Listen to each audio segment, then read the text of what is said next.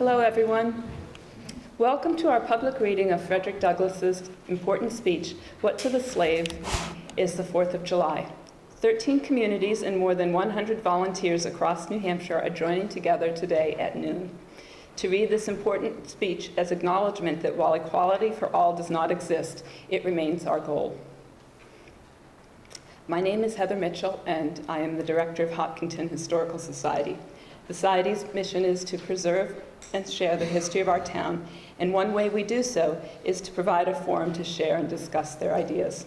I'd like to thank Neil Cass and the town of Hopkinton for hosting today's event, which is a collaboration between Hopkinton Historical Society and the Black Heritage Trail of New Hampshire. The mission of the Black Heritage Trail is to promote awareness and appreciation of African American history and culture in New Hampshire by celebrating the resilience, versatility, and courage of African American people that has enabled its culture, values, and tradition to survive for over 400 years. The group works to visibly honor and celebrate a truer, more inclusive history of New Hampshire through exhibits, programs, and tours that can change the way our country understands human dignity when it is free of historical stereotypes. The abolition of slavery in the United States has a long history that was set in motion in New York State on July 5th, 1799. This speech was first given by Douglass on the 5th of July, which was called Black Man's Independence Day because blacks were not allowed to march in white men's parades. Their own parades would get disrupted by whites if they tried to march on the 4th of July. Thank you all for being here today to commemorate this important speech and the man who wrote it. We are links in an unbroken chain of humanity working hard to move the ideals of justice from hearts to mind, from concept to reality. I'm the reader of paragraphs 1 and 2, so I will begin. Mr. President, friends, and fellow citizens, the task before me is one which requires much previous thought and study for its proper performance. I do not remember ever to have appeared as a speaker before any assembly more shrinkingly, nor with greater distrust of my ability than I do this day. The papers and placards say that I am to deliver a 4th of July oration. The fact is, ladies and gentlemen, the distance between this platform and the slave plantation from which I escaped is considerable, and the difficulties to be overcome in getting from the latter to the former are by no means slight. That I am here today is, to me, a matter of astonishment as well as gratitude. This, for the purpose of this celebration, is the 4th of July. It is the birthday of your national independence and of your political freedom. This, to you, is what the Passover was to the emancipated people of God. It carries your minds back to the day and to the act of your great deliverance.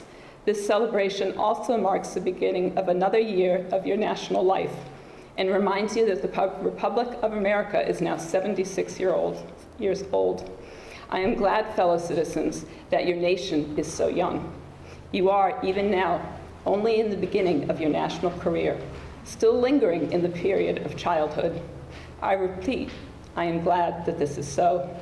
There is hope in the thought, and hope is much needed under the dark clouds which lower above the horizon.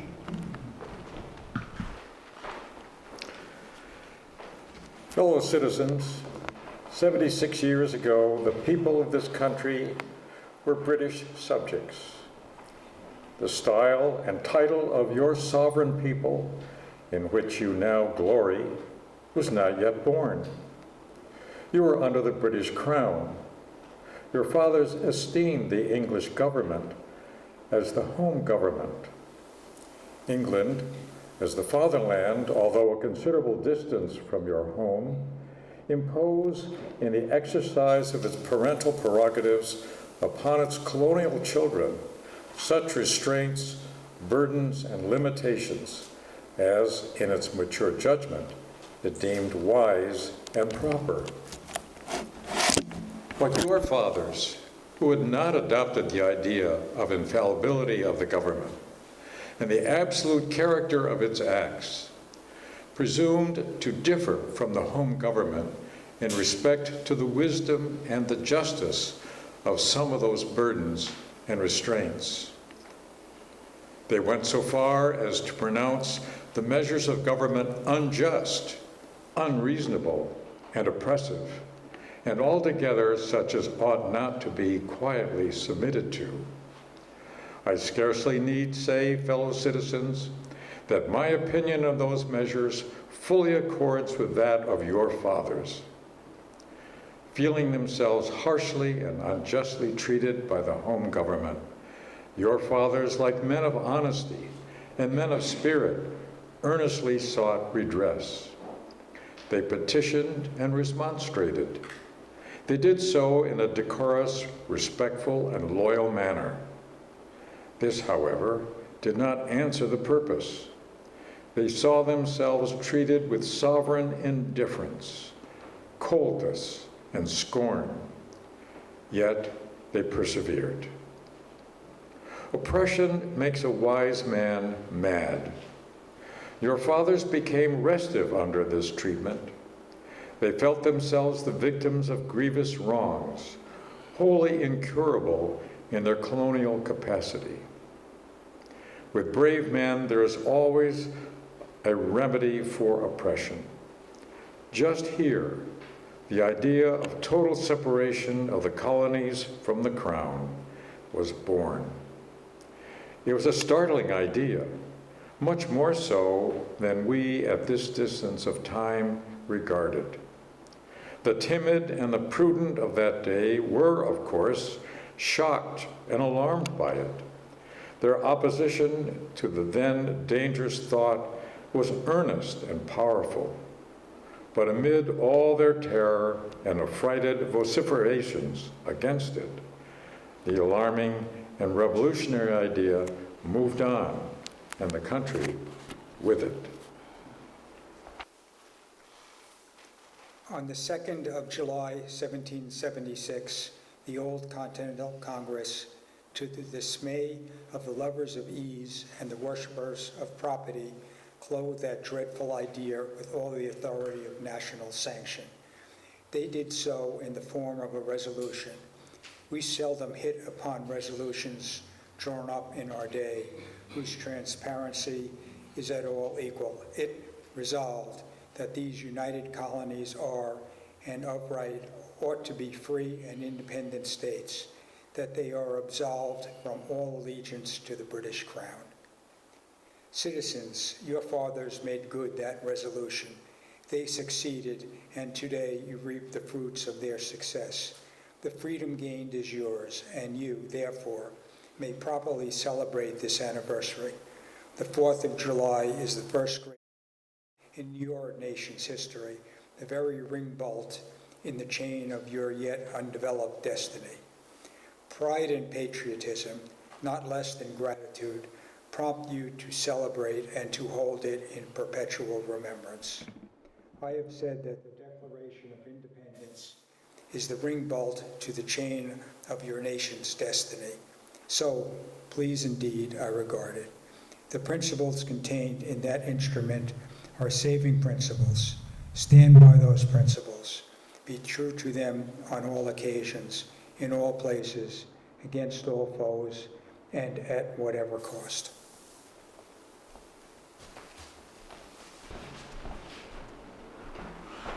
Fellow citizens, I am not wanting in respect for the fathers of the Republic. The signers of the Declaration of Independence were brave men. I cannot contemplate their great deeds with less than admiration. They were statesmen, patriots, and heroes, and for the good they did and the principles they contended for, I will unite with you to honor their memory. They loved their country better than their own private interests, and all will concede that that is a rare virtue that ought to command respect. He who will intelligently lay down his life for his country is a man whom it is not in human nature to despise. Your fathers staked their lives, their fortunes, and their sacred honor on the cause of their country. In their admiration of liberty, they lost sight of all other interests. They were peace men, but they preferred revolution to peaceful submission to bondage. They were quiet men, but they did not shrink from agitating against oppression. They showed forbearance, but they knew its limits. They believed in order, but not in the order of tyranny. With them, nothing was settled that was not right. With them, justice, liberty, and humanity were final, not slavery and oppression. You may well cherish the memory of such men. They were great in their day and generation. Their solid manhood stands out the more as we contrast it with these degenerate times.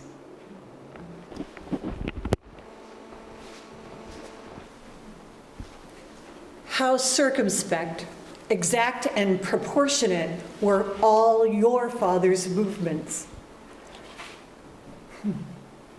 How unlike the politicians of this hour.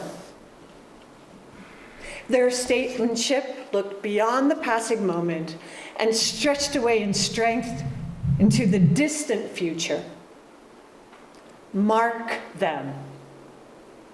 For fully appreciating the hardship to be encountered, firmly believing in the right of their cause, wisely measuring the terrible odds against them, your fathers, the fathers of this republic, laid the cornerstone of the national superstructure, which has risen and still rises in grandeur around you. Of this fundamental work, this day is the anniversary. Our eyes are met with demonstrations of joyous enthusiasm. The causes which led to the separation of the colonies from the British Crown have never lacked a tongue. They have all been taught in your common schools, narrated at your firesides, unfolded from your pulpits, and thundered from your legislative halls, and are as familiar to you as household words. They form the staple of your national poetry and eloquence. I leave, therefore, the great deeds of your fathers to others. My business, if I have any here today, is with the present. The accepted time with God and His cause is the ever-living now. We have to do with the past only as we can make it useful to the present and to the future. Now is the time, the important time. Your fathers have lived, died, and have done their work, and done much of it well. You live and must die, and you must do your work. You have no right to enjoy even a child's share in the labor of your fathers, unless your children are able to be blessed by your labors. You have no right to wear out and waste the hard-earned frame of your fathers to cover your indolence.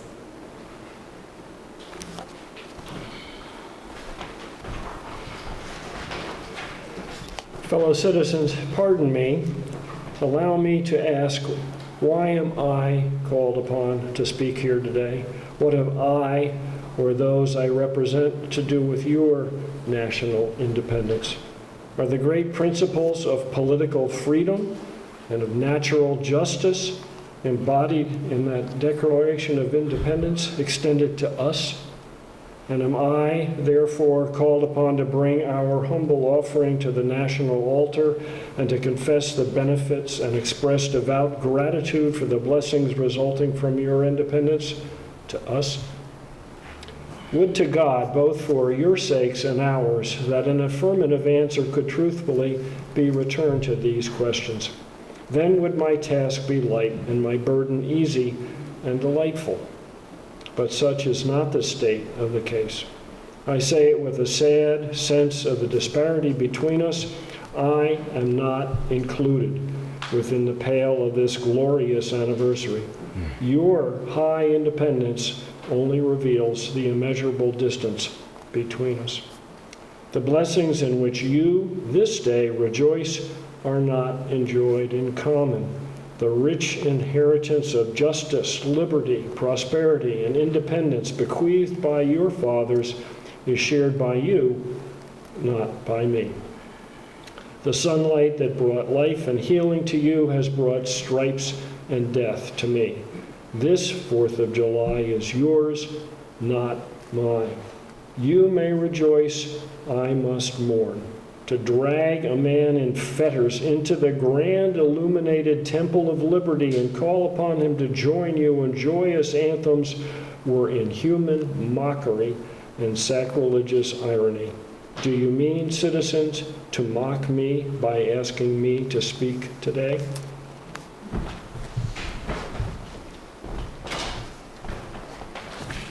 Fellow citizens, above your national tumultuous joy, I hear the mournful wail of millions, whose chains, heavy and grievous yesterday, are today rendered more intolerable by the jubilee shouts that reach them. To forget them, to pass lightly over their wrongs, and to chime in with the popular theme would be treason most scandalous and shocking, and would make me a reproach before God and the world. My subject, then, fellow citizens, is American slavery.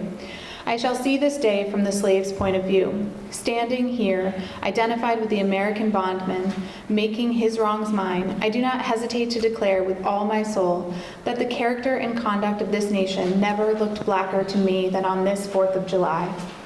Whether we turn to the declarations of the past or to the professions of the present, the conduct of the nation seems equally hideous and revolting. America is false to the past, false to the present, and solemnly binds herself to be false to the future.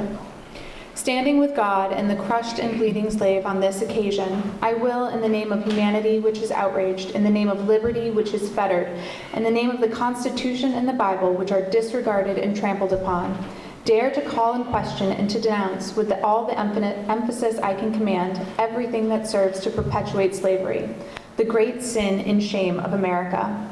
I will not equivocate. I will not excuse. I will use the severest language I can command, and yet not one word shall escape me that any man whose judgment is not blinded by prejudice or who is not at heart a slaveholder shall not confess to be right and just.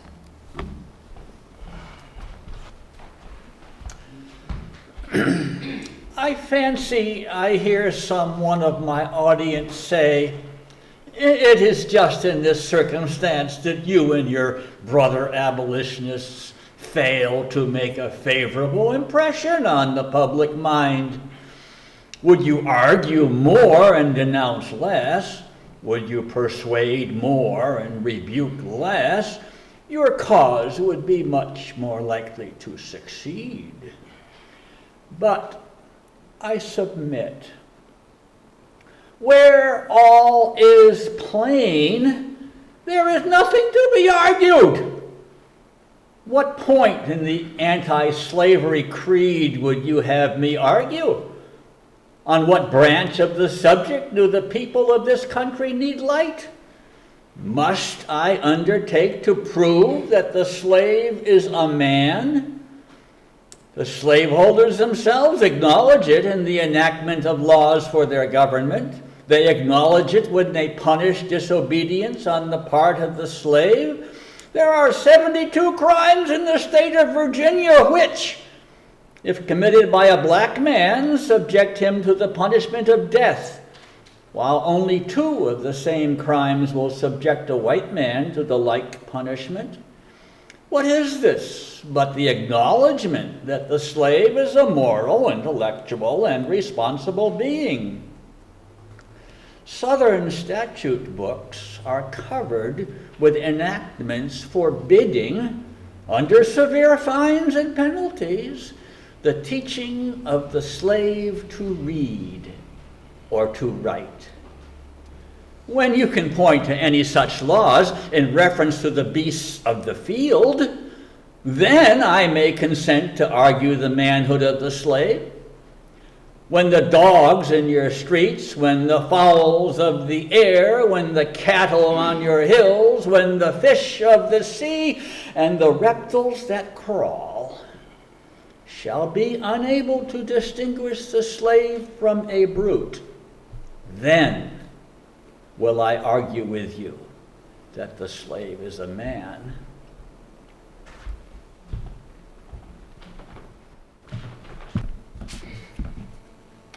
Is it not astonishing that while we are plowing, planting and reaping, using all kinds of mechanical tools, erecting houses, constructing bridges, building ships, working in metals of brass, iron, copper, silver, and gold, that while we are reading, writing, and ciphering, acting as clerks, merchants, and secretaries, having among us lawyers, doctors, ministers, poets, authors, editors, orators, and teachers, that while we are engaged in all manner of enterprise common to other men, digging gold in California, capturing the whale in the Pacific, feeding sheep and cattle on the hillside,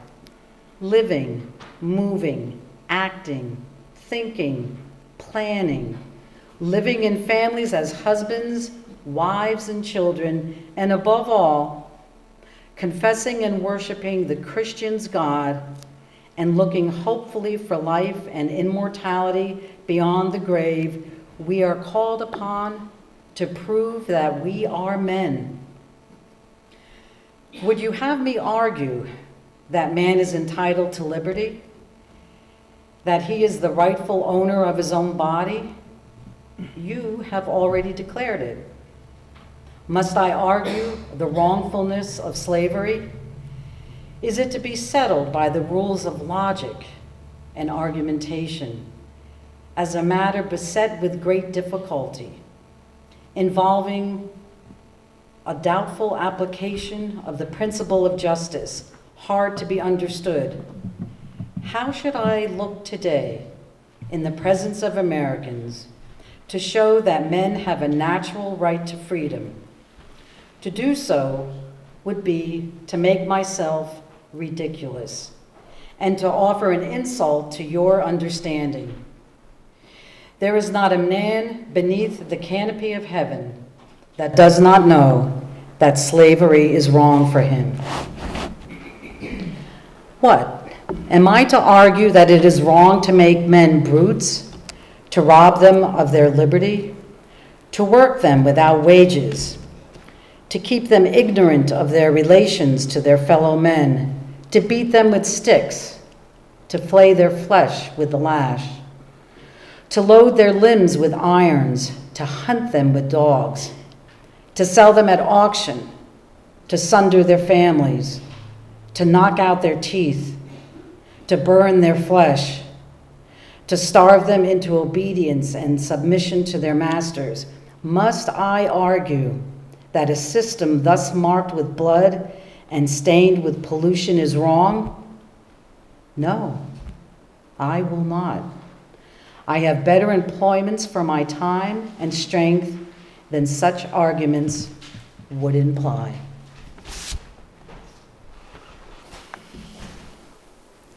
What then remains to be argued? Is it that slavery is not divine? That God did not establish it? That our doctors of divinity are mistaken? There is blasphemy in the thought. That which is inhuman cannot be divine. Who can reason on such a proposition? I cannot. The time for such argument is past. At a time like this, scorching irony, not convincing argument, is needed. Oh, had I the ability and could I reach the nation's ear, I would today pour out a fiery stream of biting ridicule, blasting reproach, withering sarcasm, and stern rebuke.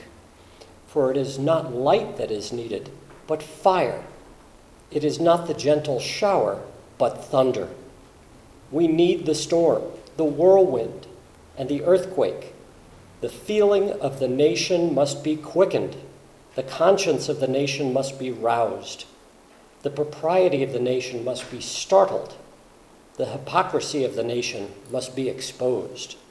And its crimes against God and man must be proclaimed and denounced. What to the American slave is your 4th of July? I answer, a day that reveals to him more than all other days in the year the gross injustice and cruelty to which he is constantly victim. To him, your celebration is a sham, your boasted liberty an unholy license, your national greatness swelling vanity. Your sounds of rejoicing are empty and heartless. Your denunciations of tyrants, brass-fronted impudence, your shouts of liberty and equality, hollow mockery.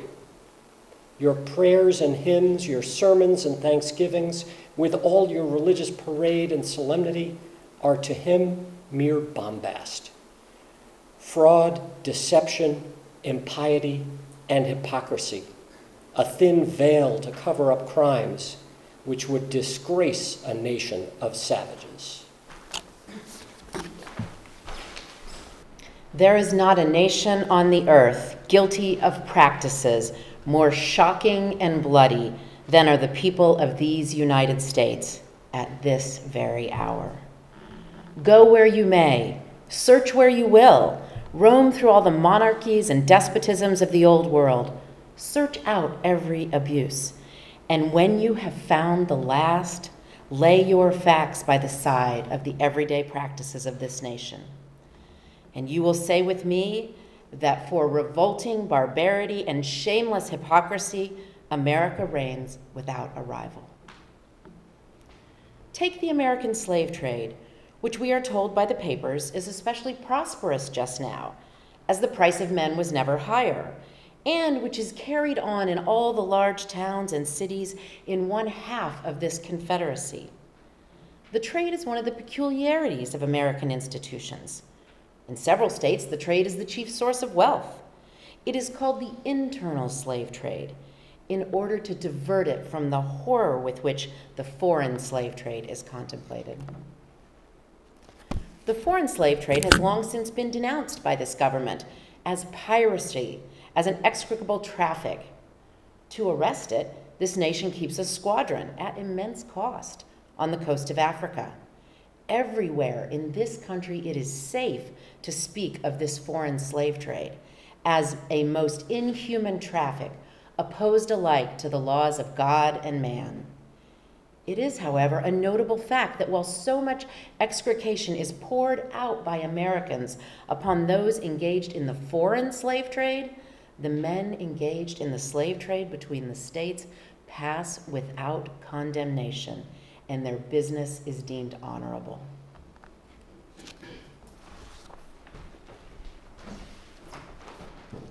Behold the practical operation of this internal slave trade, the American slave trade, sustained by American politics and American religion. Here you will see men and women reared like swine for the market. You know what is a swine drover. I will show you a man drover. They inhabit all our southern states. They perambulate the country and crowd the highways of the nation with droves of human stock. You will see one of these human flesh jobbers armed with pistol, whip, and bowie knife, driving a company of 100 men, women, and children from the Potomac to the slave market at New Orleans. These wretched people are to be sold singly or in lots to suit purchasers. They are food for the cotton field and the deadly sugar mill. Mark the sad procession as it moves warily along, and the inhuman wretch who drives them. Hear his savage yells and his blood-chilling oaths as he hurries on his affrighted captives. There, see the old man with locks thinned and gray? Cast one glance, if you please, upon that young mother whose shoulders are bare to the scorching sun, her briny tears falling on the brow of the babe in her arms. See, too, that girl of 13, weeping, yes, weeping, as she thinks of the mother from whom she has been torn. The drove moves tardily. Heat and sorrow have nearly consumed their strength. Suddenly you hear a quick snap, like the discharge of a rifle, and the fetters clank and the chain rattles simultaneously. Your ears are saluted with a scream that seems to have torn its way from to the center of your soul. The crack you heard was the sound of the slave whip. The scream you heard was from the woman you saw with the babe. Her speed had faltered under the weight of her child and her chains. That gash on her shoulder tells her to move on. Follow this drove to New Orleans. Attend the auction.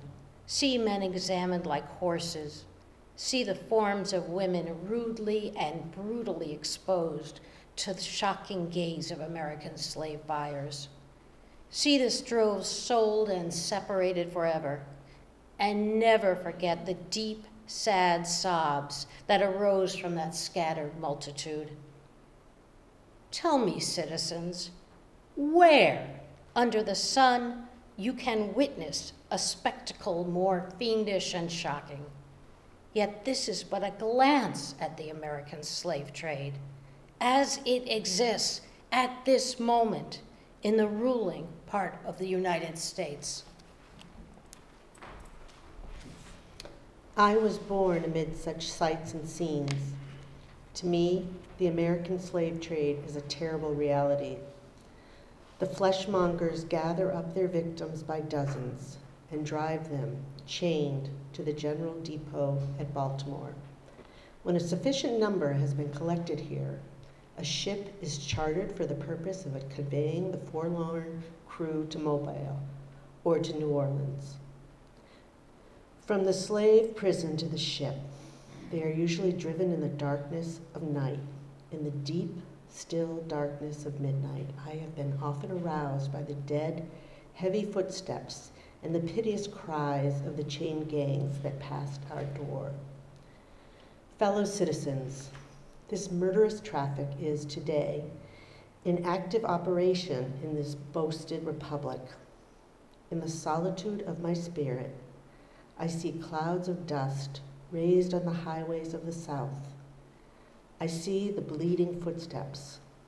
I hear the doleful wail of fettered humanity on the way to the slave markets, where the victims are to be sold like horses, sheep, and swine, knocked off to the highest bidder. There I see the tenderest ties ruthlessly broken to gratify the lust, caprice, and rapacity of the buyers and sellers of men. My soul sickens at the sight. But a still more inhumane, disgraceful, and scandalous state of things remains to be presented. By an act of the American Congress, not yet 2 years old, slavery has been nationalized in its most horrible and revolting form. Mason and Dixon's line has been obliterated. New York has become as Virginia, and the power to hold, hunt, and sell men, women, and children as slaves remains no longer a mere state institution, but is now an institution of the whole United States. The power is coextensive with the Star-Spangled Banner and American Christianity. Where these go, may also go the merciless slave hunter. Where these are, man is not sacred. He is a bird for the sportsman's gun, but that most foul and fiendish of all human decrees, the liberty and person of every man, are put in peril. Your broad Republican domain is hunting ground for men. Your lawmakers have commanded all good citizens to engage in this hellish sport. Your president, your secretary of state, enforce as a duty you owe to your free and glorious country and to your God, that you do this accursed thing. Not fewer than 40 Americans have within the past 2 years been hunted down and without a moment's warning hurried away in chains and consigned to slavery and excruciating torture. Some of these have had wives and children dependent on them for bread, but of this no account was made. The right of the hunter to his prey stands superior to the right of marriage and to the rights in this republic, the rights of God included. For black men, there is neither law nor justice, humanity or religion. The fugitive slave law makes mercy to them a crime and bribes the judge who tries them. An American judge gets $10 for every victim he consigns to slavery, and 5 when he fails to do so. The oath of any 2 villains is sufficient under this hell-black enactment to send the most pious and exemplary black man into the remorseless jaws of slavery. His own testimony is nothing. He can bring no witnesses for himself. The minister of American justice is bound by law to hear but one side, and that side is the side of the oppressor. Let this damning fact be perpetually told. Let it be thundered around the world that in tyrant-killing, king-hating, people-loving, democratic Christian America, the seats of justice are filled with judges who hold their offices under an open and palpable bribe and are bound in deciding in the case of a man's liberty to hear only his accusers. In glaring violation of justice, in shameless disregard of the forms of administering law, in cunning arrangement to entrap the defenseless, and in diabolical intent, this fugitive slave law stands alone in the annals of tyrannical legislation. Americans, your Republican politics, not less than your Republican religion, are flagrantly inconsistent. You boast of your love of liberty, your superior civilization, and your pure Christianity, while the whole political power of the nation is solemnly pledged to support and perpetuate the enslavement of 3 millions of your countrymen.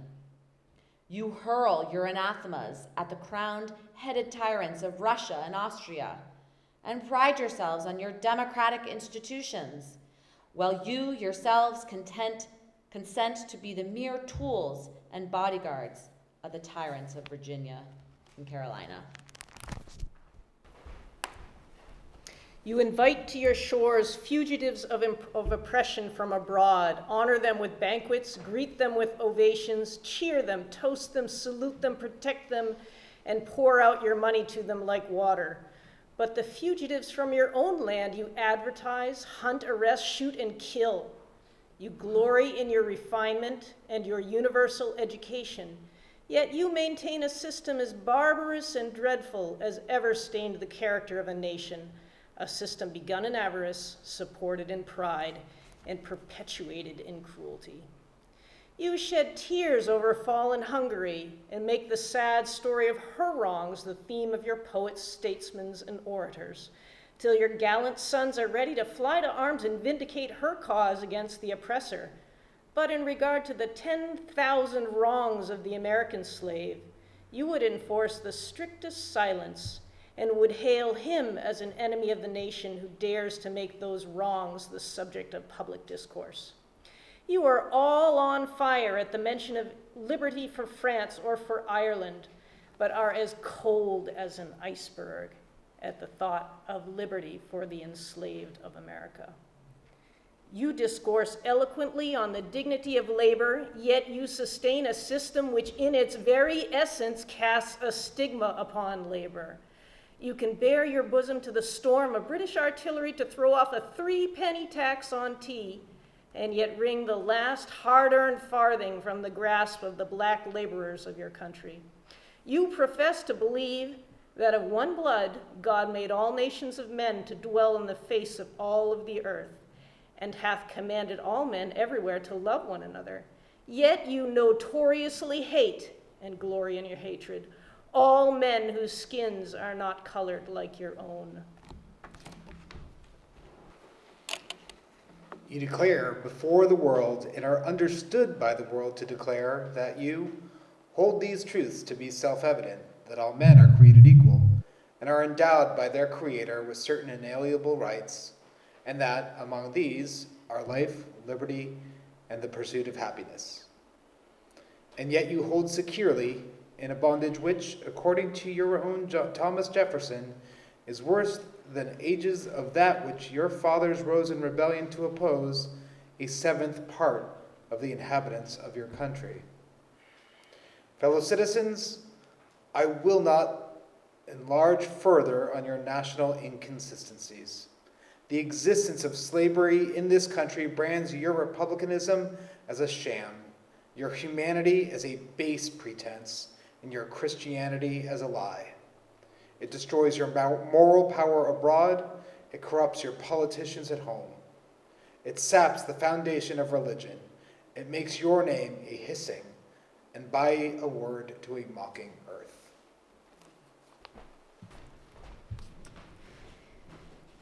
It is the antagonistic force in your government, the only thing that seriously disturbs and endangers your union. It fetters your progress. It is the enemy of improvement, the deadly foe of education. It fosters pride. It breeds insolence. It promotes vice. It shelters crime. It is a curse to the earth that supports it, and yet you cling to it as if it were the sheet anchor of all your hopes. Be warned. A horrible reptile is coiled up in your nation's bosom. The venomous creature is nursing at the tender breast of your youthful republic. For the love of God, tear away and fling from you the hideous monster, and let the weight of 20 millions crush and destroy it forever.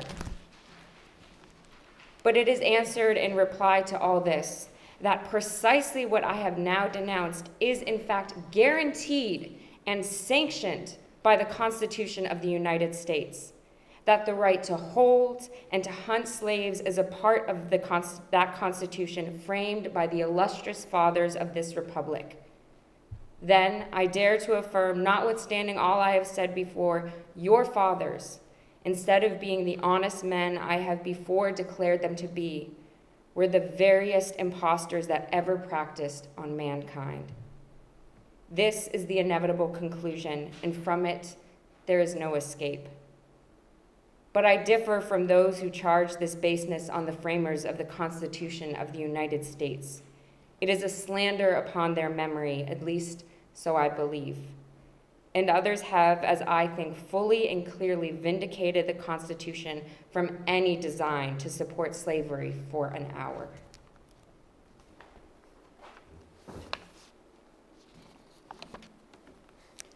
Allow me to say, in conclusion, notwithstanding the dark picture I have this day presented of the state of the nation, I do not despair of this country. There are forces in operation which must inevitably work the downfall of slavery. The arm of the Lord is not shortened, and the doom of slavery is certain. I therefore leave off where I began, with hope. while drawing encouragement from the Declaration of Independence, the great principles it contains, and the genius of American institutions, my spirit is also cheered by the obvious tendencies of the age. Nations do not now stand in the same relation to each other as they did ages ago. No nation can now shut itself up from the surrounding world and trot round in the same old path of its fathers without interference. The time was when such could be done. Long established customs of hurtful character could formally fence themselves in and do their evil work with social impunity. Knowledge was then confined and enjoyed by the privileged few, and the multitude walked on in mental darkness. But a change has now come over the affairs of mankind. Walled cities and empires have become unfashionable. The arm of commerce has borne away the gates of the strong city. Intelligence is penetrating the darkest corners of the globe. It makes its pathways over and under the sea, as well as on the earth. Wind, steam, and lightning are its chartered agents. Oceans no longer divide, but link nations together. From Boston to London is now a holiday excursion. Space is comparatively annihilated. Thoughts expressed on one side of the Atlantic are distinctly heard on the other. The far-off and almost fabulous Pacific roll in grandeur at our feet. The celestial empire, the mystery of ages, is being solved. The fiat of the Almighty, let there be light, has not yet spent its force. No abuse, no outrage, whether in taste, sport, or avarice, can now hide itself from the all-pervading light. The iron shoe, crippled foot of China must be seen in contrast with nature. Africa must rise and put on her yet unwoven garment. Ethiopia shall stretch out her hand unto God. In the fervent aspiration of William Lloyd Garrison, I say, and yet every heart join in saying together, God speed the year of Jubilee, the wide world o'er, when from their galling chains set free, the oppressed shall vilely bend the knee, and wear the yoke of tyranny. Like brutes no more, that year will come, and freedom's reign, to man his blundered rights again restore. God speed the day when human blood shall cease to flow, and every clime be understood, the claims of human brotherhood, and each return for evil good, not blow for blow. That day will come, all feuds to end, and change into a faithful friend, each foe.